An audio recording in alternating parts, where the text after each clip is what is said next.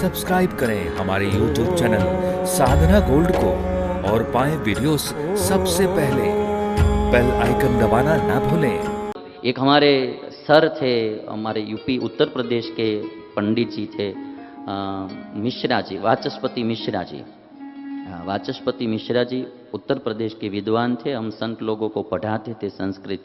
वो भी एक बात करते थे कि एक उनका मित्र था, ऐसे तो वे पायलट थे और उसकी माँ शायद कॉलेज में प्रोफेसर थी और उनके पिता जज या वकील थे। पूरा फैमिली एजुकेटेड था। और ये जो वाचस्पति मिश्रा का मित्र वो पायलट, तो एक दिन कहीं जंगल में घूमने के लिए गया था और अचानक शेर आ गया। दहाड़ने लगा शेर। ये भी पूरा नास्तिक ही था, ऐसे कोई भगवान में भरोसा नहीं था, पास में कोई हथियार था नहीं, और एक अचानक शेर आ गया और हमला बोल दिया।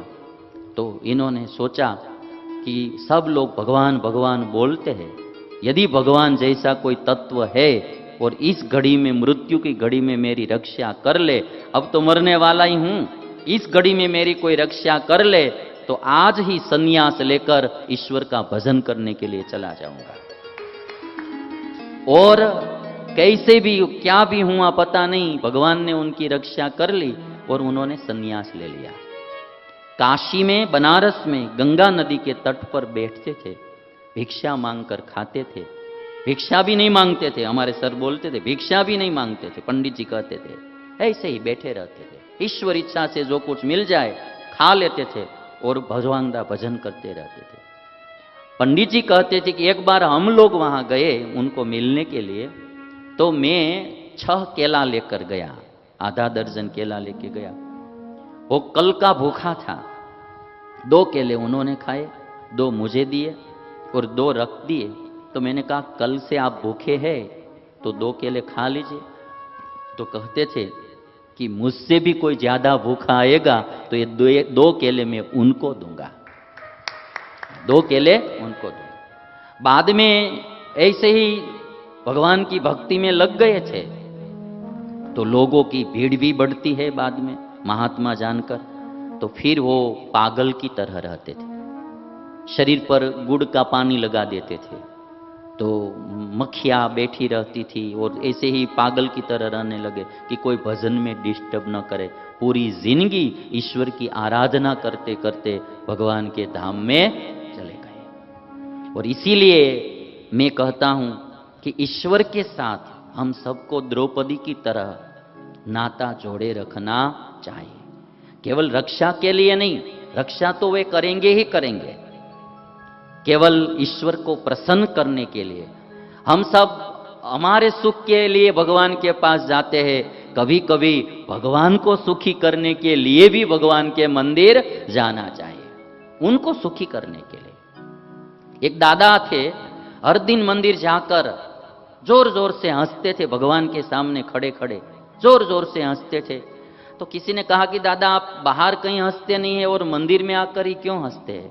दादा ने कहा कि मैं देखता हूं कि हर कोई इंसान मंदिर भगवान के पास खड़ा रहता है सामने और कुछ न कुछ गंभीर मुद्रा में खड़े रहकर मांगते रहते हैं कि प्रभु मेरा स्वास्थ्य ठीक कर दो, प्रभु मेरी पत्नी मारती है तो थोड़ा ठीक कर दो, प्रभु मेरे लड़के को कोई नौकरी नहीं मिल रही है तो नौकरी दिलवा दो, मेरा धंधा बिजनेस ठीक चले वैसा करवा, कुछ न कुछ। और जब मांगते हैं तब धीर गंभीर होते हैं, आदमी गंभीर मुद्रा में होते हैं। तो भगवान भी हर दिन सभी का दुख देख देख सुन सुन कर वो भी ऊब जाते हैं, थक जाते हैं। और कोई दुख सुना रहा है तब भगवान को हंसना भी कैसे, उनको भी गंभीर मुद्रा में रहना पड़ता है। तो दादा ने कहा कि इसीलिए मैं एक आता हूं और जोर जोर से हंसता हूं, कम से कम भगवान एक बार हंस भी ले, एक बार हंस भी ले। तो नाता बनाए रखना चाहिए ईश्वर के साथ। रक्षा तो वे जरूर करेंगे ही करेंगे। और ये सब जो कथाएं होती है ना, ये हम सबको प्रेरणादायी होती है। इसलिए मैं ये बोल रहा हूं, कहा है कि जो भगवान का होगा वो उनका ध्यान भगवान रखते ही है। जाको राखे साइया मारी सके न कोई, जाको राखे साइया मारी सके न कोई, बालन बाका करी सके जो जग बैरी होई। अरे बाल बाका न करी सके जो जग बैरी हो। आज सब बैरी बनकर बैठे थे द्रौपदी के चारों ओर, फिर भी उनका बाल बांका नहीं हुआ। भगवान ने उनकी रक्षा की है। और जो भगवान है ना, वो बहुत दयालु है, बहुत दयालु है। ये अभी जो जेल में है वो तो थोड़े कुछ गुनहगार ही गए हैं, बाकी हजारों गुनहगार तो बाहर है। ये तो कोई किसी का गुनाह पकड़ में आ जाता है तो वो चले जाते, बाकी तो कोई बाहर वाले कोई गुनहगार नहीं है, ऐसा नहीं है। भगवान सबके गुनाह बहुत माफ करते रहते। बहुत उनको जब लगता है कि अब नहीं होगा तभी वो मामला संभालते, नहीं तो वो हाथ में लेते ही नहीं है। मैं रोज गुनाह करता हूं, मैं रोज गुनाह करता हूं, वह रोज बख्श देता है। ईश्वर रोज बख्श देता है। मैं रोज गुनाह करता हूं, वह रोज बख्श देता है। मैं आदत से मजबूर हूं और वह रहमत से मशहूर है, वह रहमत से मशहूर है। इसलिए भगवान के साथ नाता बनाए रखो। नास्तिक कभी भी मत बनना, नास्तिक कभी भी मत बनना। हाँ, ये कोई भी आपको कैसी भी बुद्धि की तर्क की बातें करे, मैंने सब शास्त्र पढ़े हैं ऐसे तो, षट दर्शन भी अभ्यास किया, संस्कृत का 10 साल अभ्यास किया, नास्तिकों का शास्त्रों भी पढ़ा है, आस्तिकों का भी पढ़ा है। अद्वैतवाद हो, द्वैतवाद हो, विशिष्टाद्वैत, शुद्धाद्वैत, द्वैताद्वैत, सभी का सांख्य योग स्टडी करते हैं हम, तो पता चलता है कि जितना मजा आस्तिक होने में है वो नास्तिक होने में कभी भी नहीं है। और जहां भक्ति होती है, भावना होती है, वहां भगवान प्रकट होते ही है, वहां भगवान प्रकट होते ही है। शंकर दादा ने रामायण में यही बात बताई है कि हरि व्यापक सर्वत्र समाना, प्रेमते होई प्रकट में जाना। जहां प्रेम है वहां भगवान प्रकट हो जाता है। एक राजेश्वरानंद जी स्वामी जी हुए, बाल स्वामी, तो उनकी एक क्लिप किसी ने मुझे भेजी थी, राजेश्वरानंद महाराज जी। तो बहुत एक अच्छा प्रसंग उन्होंने वर्णन किया कि कई वर्षों पहले वृंदावन में एक स्वामी जी सन्यासी रहते थे। तो जब कभी वो वृंदावन में कहीं भी जाते आते थे तो सब लोग ऐसा बोलते थे कि जज साहब आइए, जज साहब आइए। कोई स्वामी नहीं कहते थे, सब बोलते थे जज साहब आइए, जज साहब आइए। तो किसी ने एक दिन साधु से पूछा कि इनको जज साहब सब क्यों बोलते हैं? तो कहते हैं कि एक दिन ये जज थे ही। तो भारत देश स्वतंत्रता से पहले की बात, साउथ इंडिया के कोई एक शहर में वो जज थे और बगल के कोई गांव में एक केवट रहता था और वो केवट को 2 लड़के थे, एक लड़की थी। तो लड़की की शादी होने वाली थी, पैसे नहीं थे, तो लड़कों ने कहा कि पापा हमारे गांव के जो शाहूकार सेठ है उनके पास से हम उधार पैसा ले लेंगे, कमा कर हम पैसा चुका देंगे। तो एक केवट, गांव के अनपढ़ ऐसे तो था केवट, कोई पढ़ा लिखा नहीं था, तो वहाँ सेठ के पास गया और सेठ जी से कहा कि हमको उधार पैसा दीजिए। तो जो लिखा पढ़ी करना होता है वो सब लिख दिया, बना दिया और पैसे ब्याज पर दिए। जब बेटी की शादी हो गई, बेटों की भी शादी हो गई थी, तो अभी ये जो केवट था निवृत्ति लेकर गांव में एक राम जी मंदिर था, रघुनाथ जी का मंदिर, नाम रघुनाथ जी का मंदिर, भगवान का नाम भी रघुनाथ जी। तो रघुनाथ जी के मंदिर में वो रहता था, झाड़ू लगाता था, बर्तन मांजता था, मंदिर में सेवा करता था और भक्ति करता था। रघुनाथ जी के अलावा किसी के साथ अब कोई नाता केवट को नहीं था। और बच्चों के पास, जब लड़कों के पास पैसे हुए तो कहा कि पिताजी आप जाकर सेठ जी को दे आइए। तो केवट एक दिन गया, पैसे सब दे दिए, ब्याज भी दे दिया और सेठ जी ने रसीद दी कि भाई आपके पैसे हमको मिल गए, आप पढ़ लो। तो केवट ने कहा कि सेठ जी मैं तो कुछ पढ़ना तो मुझे आता नहीं है, मैं तो अनपढ़ आदमी हूँ। तो सेठ ने क्या कहा कि वो रसीद ले ली और कहते कि अब पानी लेके आओ। तो बाद में एक दूसरी रसीद बना दी जिसमें पैसा नहीं मिला है इस ऐसी बात लिख के बना दी, और वो रसीद अपने रख ली। और फिर सेठ की मती मारी गई होगी, तो फिर उन्होंने पैसे मांगे तो कहते भाई पैसे तो हमने चुका दिया, तो मुकदमा कर दिया कोर्ट में। और ये जो स्वामी जी थे वही जज थे, उसकी अदालत में वो मुकदमा आया। केवट को बुलाया गया, केवट आया तो केवट से पूछा कि आपने पैसे दे दिए हैं? तो कहता है हाँ। तो जब सेठ को पैसा दिया तब आपके और सेठ के बीच में और कोई साथ में था? तो कहता है कि सिवा रघुनाथ जी के और कोई नहीं था, सिवा रघुनाथ जी के। और ये तो रघुनाथ जी के अलावा कुछ जानता ही नहीं था, सिवा रघुनाथ जी के। तो जज साहब ने ऐसा माना कि रघुनाथ जी कोई इसके गांव का व्यक्ति होगा। तो उन्होंने कहा कि आप जाओ दूसरी तारीख पर आना, और रघुनाथ जी के नाम पर समन भेज दिया जज साहब ने। चपरासी समन लेकर गांव में आया, पूछा कि भाई रघुनाथ जी का घर कहाँ है? तो सब बोलते भाई हमारे गांव में तो कोई रघुनाथ जी तो है नहीं।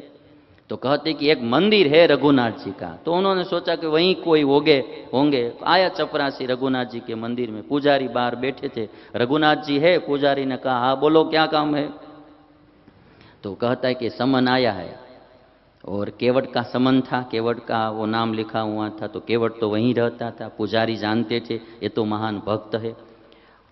हस्ताक्षर कर दिए पुजारी ने, और समन भगवान की शरण में रख दिया, और भगवान से कहा कि कई बार मैंने देखा है कि आपके लिए नई नई पोशाक आई है, नए नए भोजन आए हैं, प्रभु समन तो आज पहली बार आपको आया है, समन तो आज पहली बार आपको आया है। और एक केवट तो कुछ जानता नहीं, आपको जरूर साक्षी गवाह बनकर जाना ही पड़ेगा। और जिस दिन तारीख थी उस दिन पहले उठ गए पुजारी, भगवान को नहलाया, स्नान करवाया, अच्छे श्रृंगार किया, अच्छा श्रृंगार किया कि आज आपको गवाह बनकर जाना है।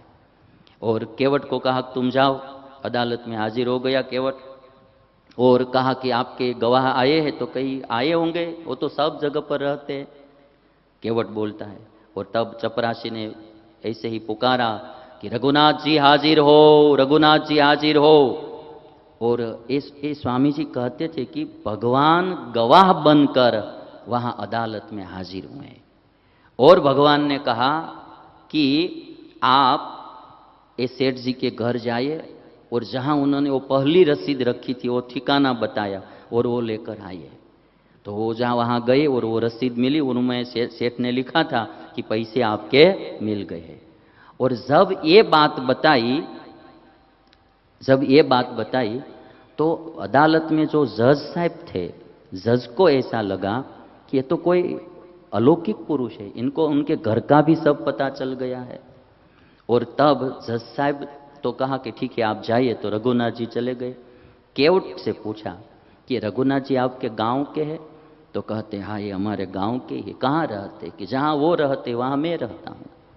तुम कहाँ रहता हो? मैं रहता हूँ वहाँ वे रहते वहाँ मैं रहता हूँ, हम कोई अलग जगह पर नहीं रहते।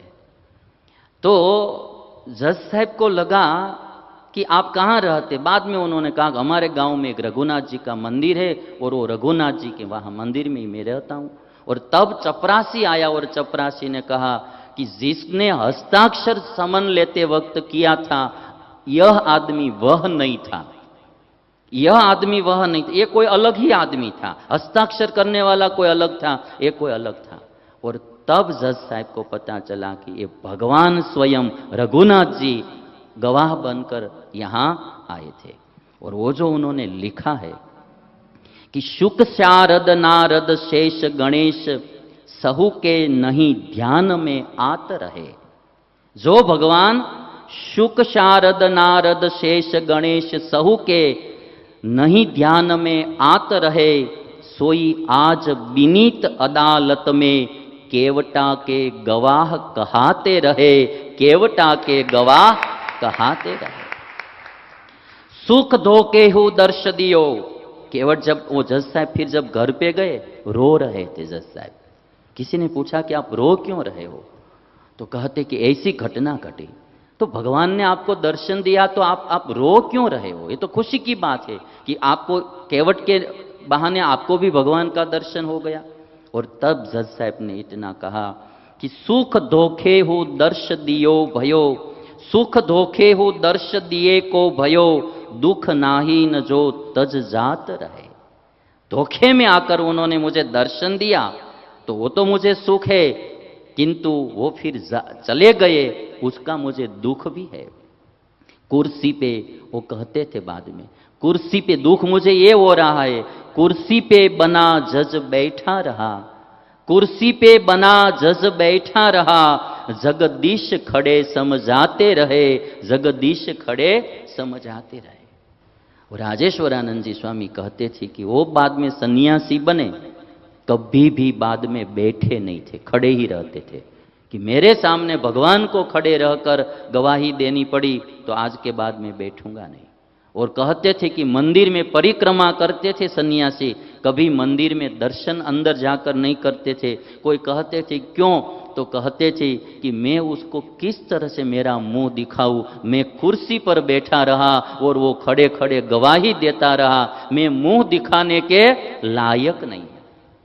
ये बात बुद्धि वाले लोगों की समझ में नहीं आती है भाई। ये भावना की बात होती है, प्रेम की बात होती है, भक्ति की बात होती है, वो उनको समझ में नहीं आती है। और इसीलिए मैं आप सबसे विनंती करता हूं कि ईश्वर की भक्ति जो है वो हमारे जीवन में अवश्य आनी चाहिए। अवश्य भक्ति भगवान की करते ही जो जितना नाता भगवान से जोड़ेगा उतना वो सुखी होगा ही होगा।